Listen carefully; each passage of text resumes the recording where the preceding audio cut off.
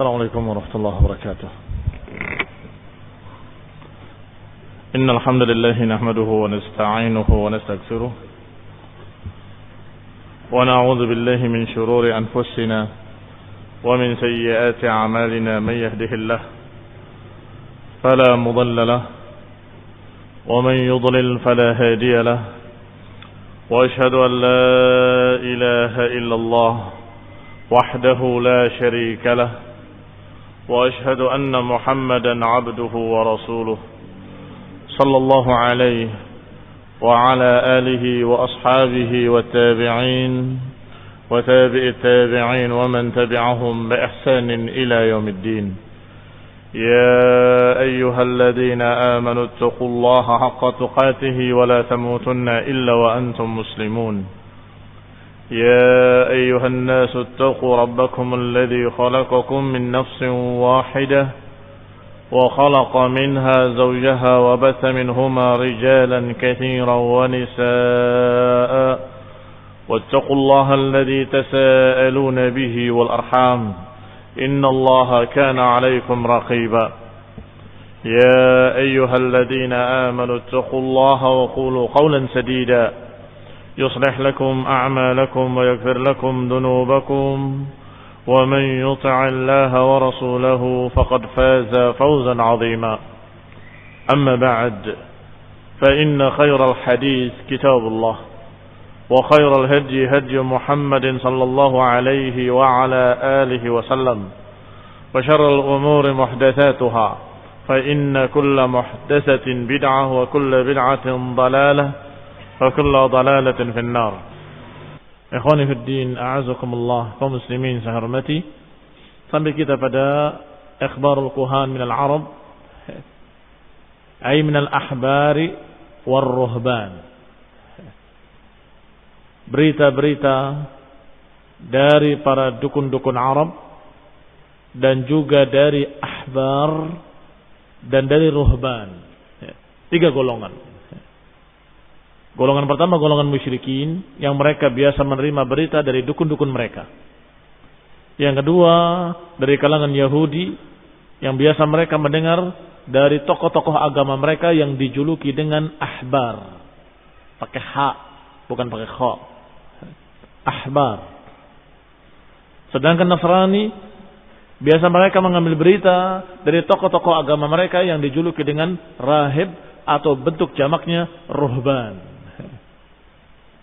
Yang Allah Subhanahu wa taala menyatakan tentang mereka, ittakhadhu ahbarahum wa ruhbanahum arbaban min dunillah.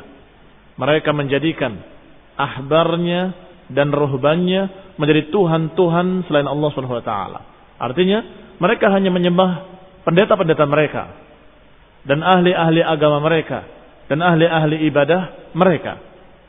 Maka ikhwan fillah a'azakumullah, Ibnu Hisham rahimahullah menyatakan bahwa kanatil ahbar min Yahud wa ruhban min an-Nasara wal kuhan min al-Arab qad tahaddatsu bi amri Rasulullah sallallahu alaihi wa ala alihi wasallam. Kata beliau rahimahullah bahwa ahbar Yahud, para pendeta-pendeta dari kalangan Yahudi maupun pendeta-pendeta dari kalangan Nasrani maupun kuhan, para dukun-dukun dari kalangan Arab musyrikin, qad tahaddatsu, mereka telah membicarakan bi amri Rasulullah sallallahu alaihi wa ala alihi wasallam, telah membicarakan urusan Rasulullah sallallahu qabla mab'athihi, sebelum dibangkitkannya. Lima taqaraba min zamanih, karena sudah dekatnya zaman diutusnya seorang rasul yang terakhir. Karena sudah dekatnya zaman, maka mereka membicarakan. Ammal ahbar min Yahudi wa ruhban min an-Nasara fa'amma wajadu fi kutubihim. Adapun ahbar dari kalangan Yahudi maupun ruhban dari kalangan Nasrani, maka mereka membicarakannya dari apa yang mereka dapati di kitab-kitab mereka. Sudah turun dalam Injil, sudah diberitakan dalam Taurat bahwa akan datang seorang nabi yang terakhir yang namanya Ahmad atau Muhammad atau Mahi dan sekian nama-nama yang disebut yang merupakan julukan-julukan bagi Rasulullah sallallahu alaihi wa ala alihi wasallam. Maka mereka membicarakannya dari kitab-kitab mereka. Min sifatihi wa sifati zamani. Mereka memberitakan sifat-sifat Nabi yang akan datang.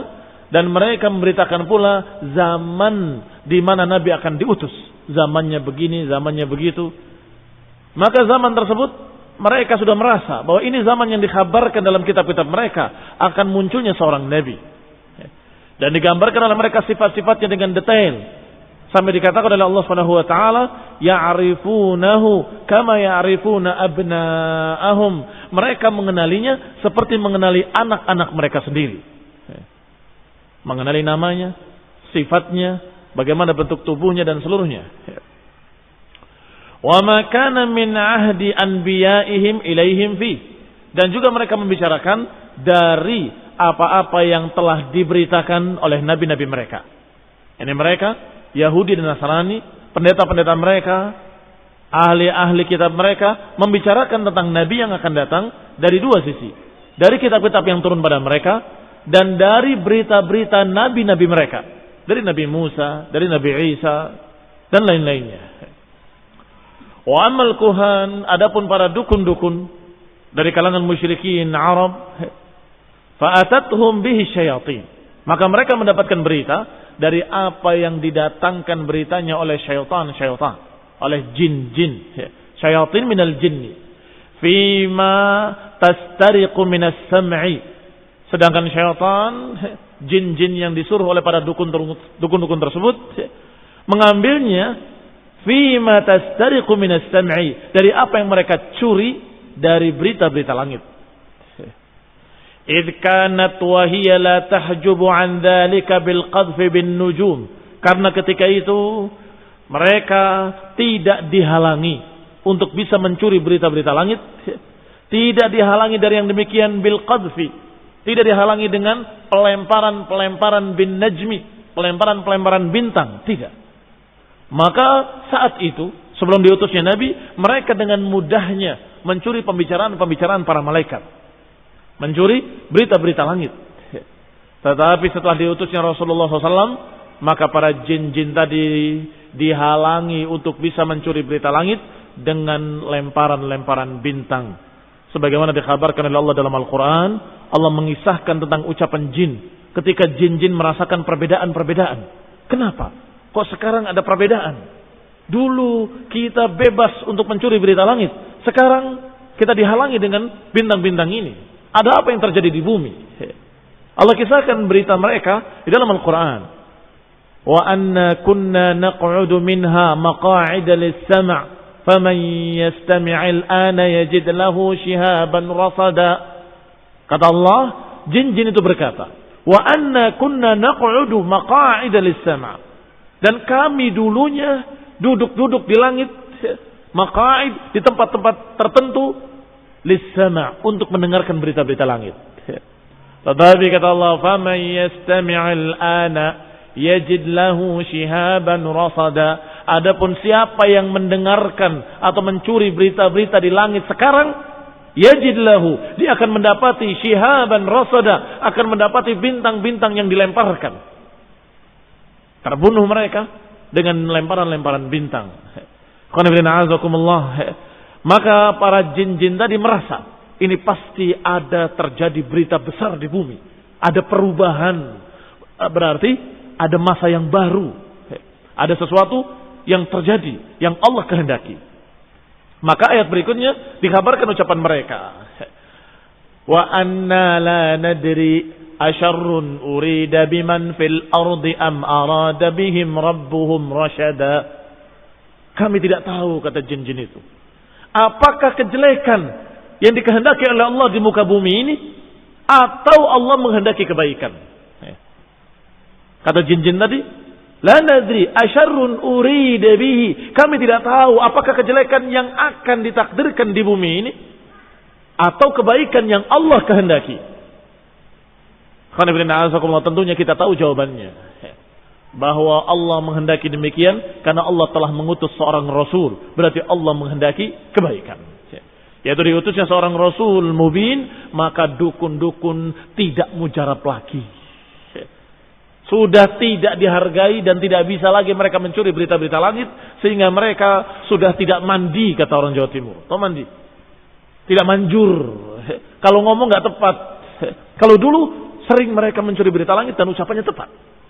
Akan datang begini, maka penguasa Yaman akan dikalahkan oleh Iram ibn Yazan. Dan setelah dikalahkan akan dikalahkan lagi oleh ini, oleh itu. Sampai layanzilanna ardokumul habash.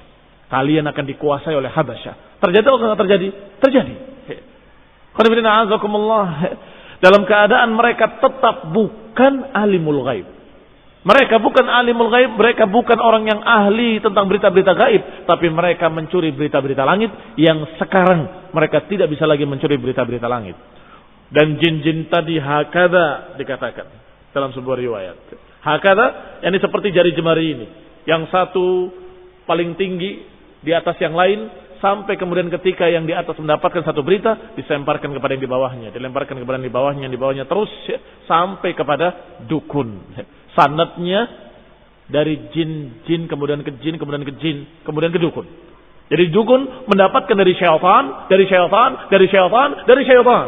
Sanadnya sanad syayatin. Makanya syarrul isnad, sejelek-jelek sanad.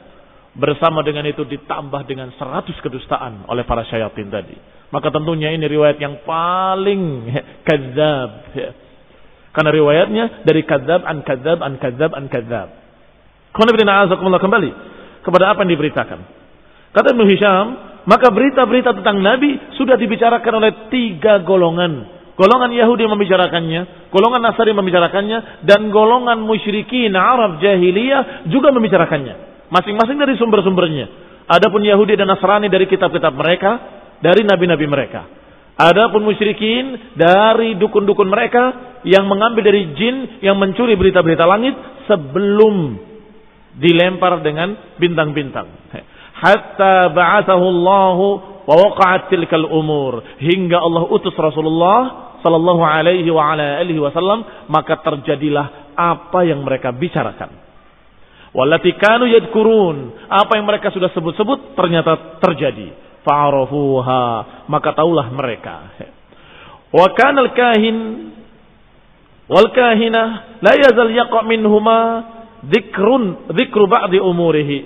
Memang dukun laki-laki maupun perempuan, tukang-tukang sihir mereka sering berbicara, tapi ucapan mereka tidak gubris, tidak dihargai. Tidak seperti ucapan para ahlul kitab. Tidak seperti ucapan para ahbar dan ruhban. Sampai ketika terjadi, baru mereka mengetahui ternyata tebakan para si tukang-tukang sihir itu benar. Falamma taqaraba amru Rasulillah, maka ketika semakin dekat waktu diutusnya Rasulullah SAW, wa hadara mab'athuhu, dan sudah hadir waktu diutusnya Rasulullah, hujibatis syayatin anis sam'i, maka dilaranglah syaitan-syaitan untuk mencuri berita-berita langit. Dihalangi hila bainaha wa bainal maqa'id allati kanat taq'udu listiraqis sam'i fiha. Dihalangi mereka, antara mereka dan tempat-tempat duduk mereka yang biasa mereka duduk di sana untuk mencuri berita-berita langit. Faramau bin nujum, maka sejak diutusnya Nabi, mereka dilempar dengan batu-batu, dilempar dengan bintang-bintang. Fa'arafatil jinnu anna dzalika li amrin hadas, maka jin-jin tadi tahu bahwa ini karena sesuatu yang sudah terjadi di bumi, yaitu merupakan berita besar. Min amrillahi fil ibad, yaitu dari urusan Allah terhadap para hamba-hambanya. Demikian keadaan di zaman Rasulullah SAW, dalam keadaan sudah hampir mencapai waktu diutusnya. Rasulullah SAW dalam keadaan sudah menikah, dalam keadaan sudah berumur hampir 40 tahun, maka semakin ramai mereka yakin bahwa sekaranglah diutusnya seorang Rasul. Berkata Ibnu Hisham rahimahullah, wa kanat sifatu Rasulullah sallallahu alaihi wa ala alihi wasallam fima dzakara Umar maula Ghafrah an Ibrahim ibn Muhammad ibn Ali ibn Abi Thalib. Dan di antara sifat Rasulullah SAW, sifat khalqiyahnya. Sifat khalqiyah. Sifat khalqiyah ini sifat jasad beliau sallallahu alaihi wa ala alihi wasallam. Di antaranya apa yang diriwayatkan oleh Umar yang merupakan maula Ghufrah dari Ibrahim ibn Muhammad dari Ali ibn Abi Talib radhiyallahu taala anhu. Beliau berkata, "Kana Ali ibn Abi Talib alaihi salam idza na'ata Rasulullah qala." Bahwa Ali ibn Abi Talib kalau mensifati Rasulullah SAW, beliau berkata, "Lam yakun bit-tawilil mumaghat walal qasilil mutaraddad." Dikatakan bahwa beliau tidak tinggi dan tidak pula pendek. Dikatakan mumaghat artinya mumtadda, tidak tinggi menjulur dan tidak pula qasir mutaraddad, tidak pula pendek yang rendah. Berarti tidak terlalu tinggi, tidak terlalu pendek. Wa kana rib'atan minal qaum. Dan dikatakan rib'ah minal qaum. Apa rib'ah? Alladzi laisa bitawil walal qasir. Orang yang dalam keadaan tingginya pas. Apa istilahnya?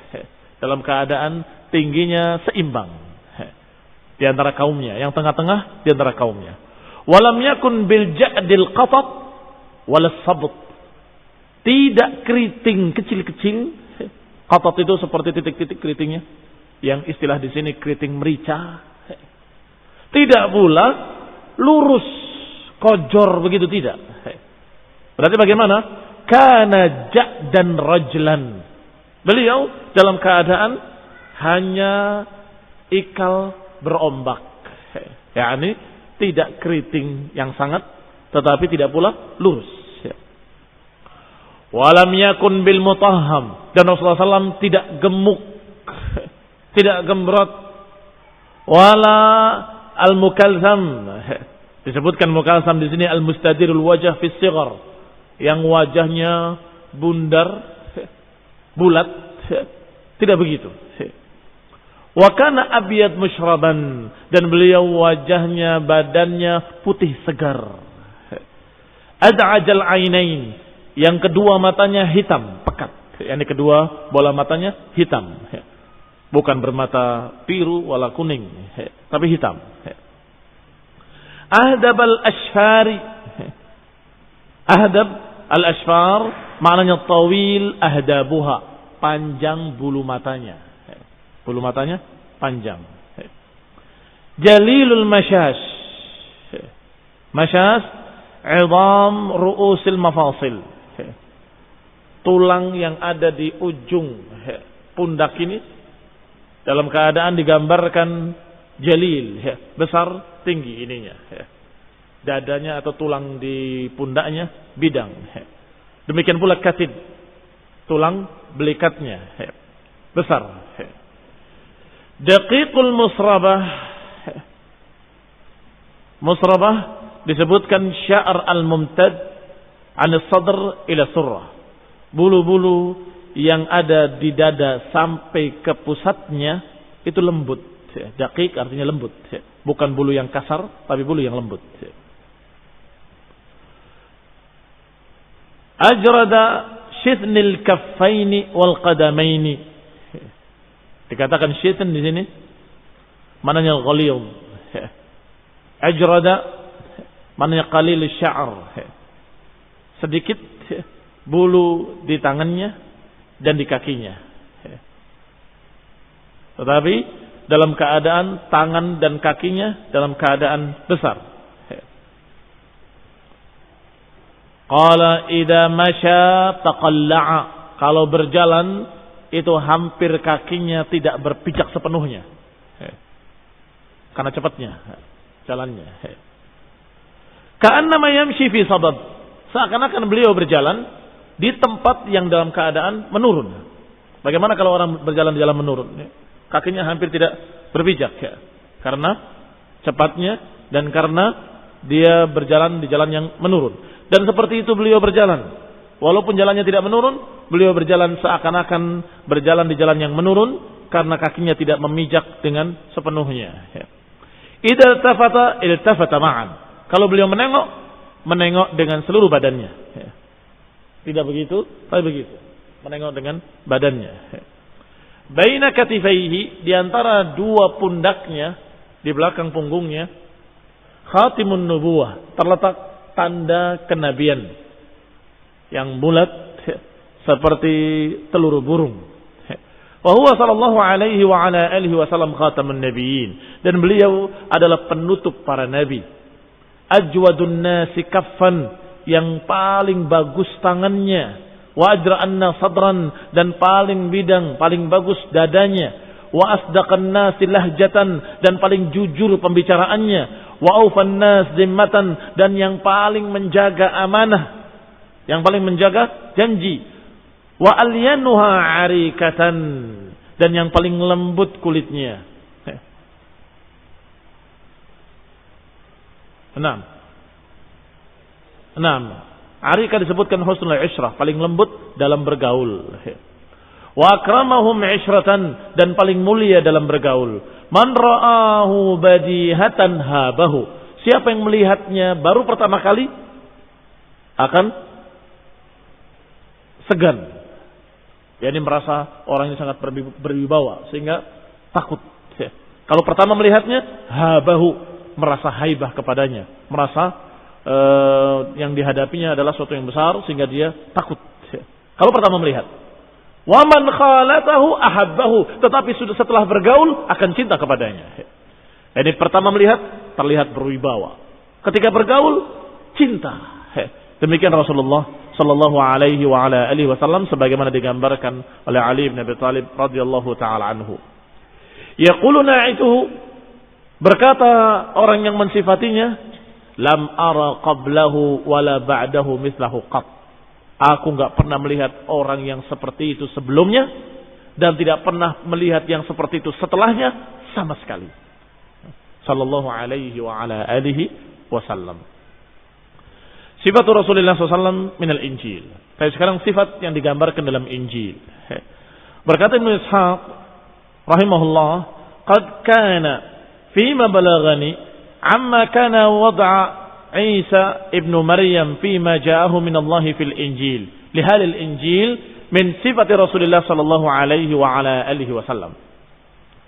Dan telah ada pada apa yang sampai kepadaku dari apa yang diletakkan oleh Isa ibn Maryam, yang diletakkan maknanya diajarkan, dari apa yang diajarkan oleh Isa ibn Maryam, dan apa yang datang dari Allah Subhanahu wa taala dari Injil untuk para ahlul Injil, untuk kaum Nasrani.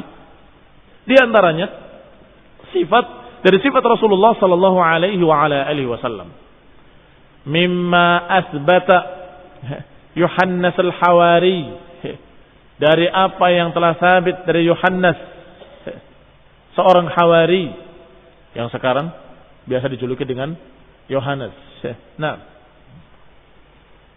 seorang Hawari lahum hina nasakha lahum al-Injil an ahdi Isa, ketika menulis Injil di zaman Isa ibn Maryam alaihi salam, fi Rasulullah sallallahu alaihi wa ala alihi wasallam, ketika menulis Injil tentang Rasulullah sallallahu alaihi wa ala alihi wasallam untuk mereka.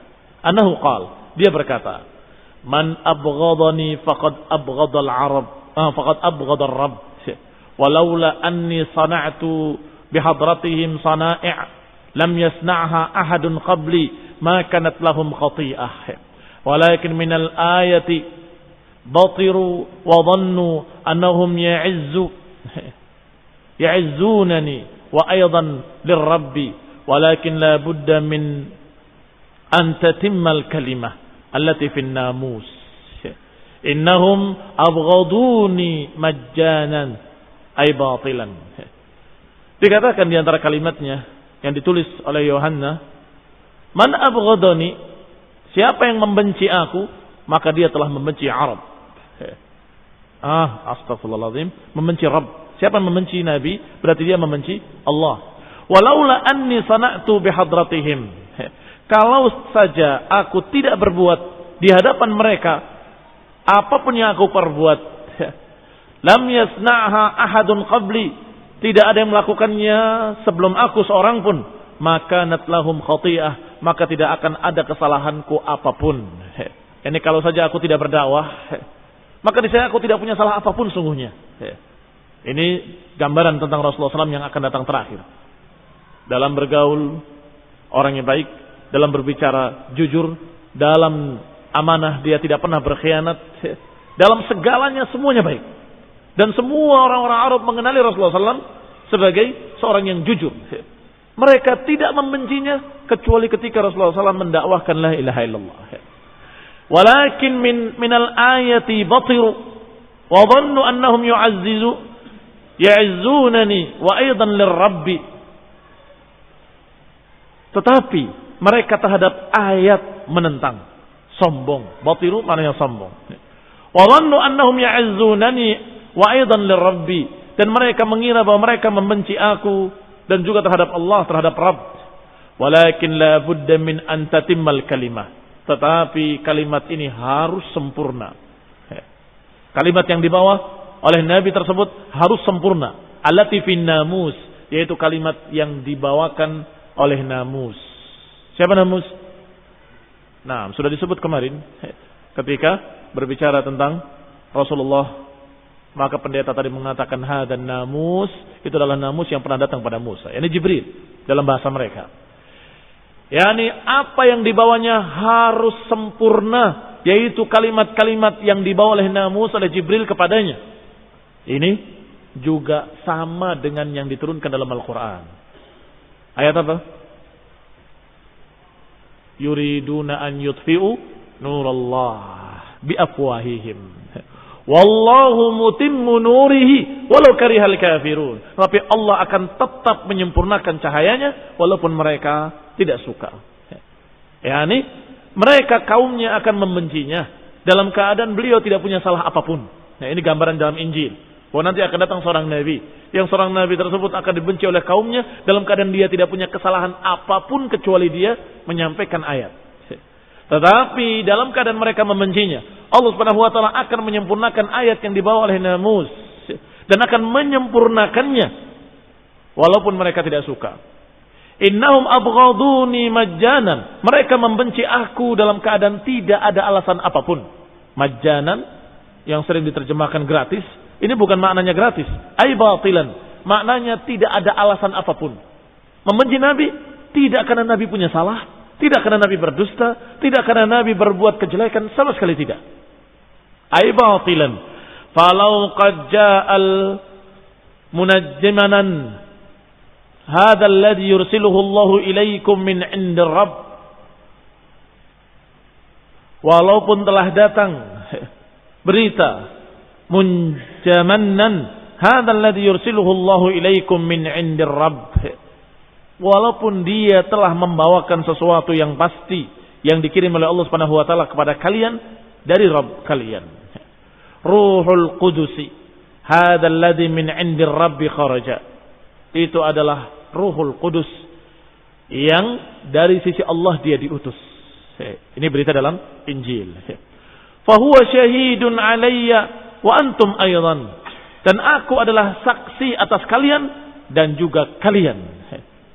Dia Allah adalah saksi atasku dan kalian juga saksi. Li'annakum qadiman kuntum ma'i, karena kalian dulu kalian bersamaku.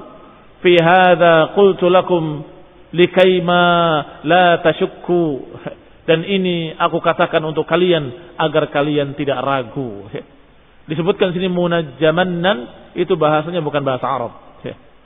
Munjamannan atau munhamannan adalah bahasa Siryaniyah yang maknanya adalah Muhammad. Wa huwa birrumiyah, dan disebutkan dalam bahasa Romawi Baraklitus. Baraklitus. Ini dalam bahasa Romawi. Dalam bahasa Siryani Munhamannan. Dalam bahasa Arab Muhammadan. Nah, yang maknanya semua sama, yang terpuji. Demikian ikhwan fillah azakumullah. Sifat-sifat dari sifat Rasulullah sallallahu alaihi wa ala alihi wasallam yang sudah digambarkan di dalam Taurat dan Injil, dan juga sudah digambarkan oleh sekian berita-berita dari mereka-mereka yang mendapatkan berita, apakah dari dukun-dukunnya atau dari para pendeta-pendetanya atau dari para ahli ibadahnya, Dan juga apa yang digambarkan oleh Ali bin Abi Thalib radhiyallahu taala anhu tentang Rasulullah SAW persis seperti itu digambarkan. Kadang digambarkan tentang akhlaknya, kadang digambarkan bentuk tubuhnya, kadang disebutkan pula namanya. Kadang disebut dengan Ahmad, kadang disebut dengan Muhammad, tetapi dengan bahasa Syriani atau dengan bahasa Romawi atau dengan bahasa Ibrani, sehingga diterjemahkan dalam bahasa mereka tidak lagi Muhammad. Maka mereka ketika membaca tidak terkesan ke sana, bahkan kadang-kadang pendetanya menyelewengkannya kepada makna lain. Padahal telah ada dalam Injil mereka yang demikian, yang belum dirubah. Disebutkan di sana, telah datang orang yang terpuji begitu.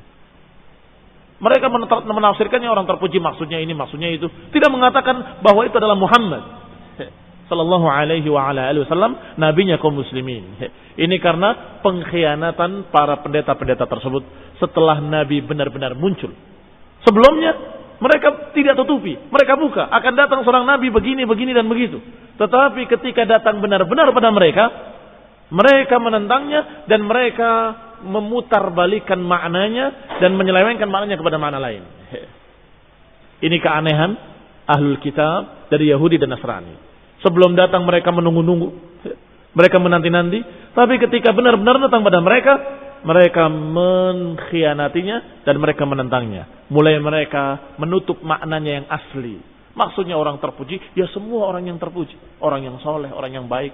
Bukan maknanya adalah Muhammad sallallahu alaihi wa ala alihi wasallam. Ini pengkhianatan dari mereka para pendeta-pendetanya. Nasallahu taufiq wal afiyah. Nasallahu salam wal hidayah. Subhanakallahumma bihamdik, asyhadu an la ilaha illa anta astaghfiruka wa atubu ilaik. Assalamualaikum warahmatullahi wabarakatuh.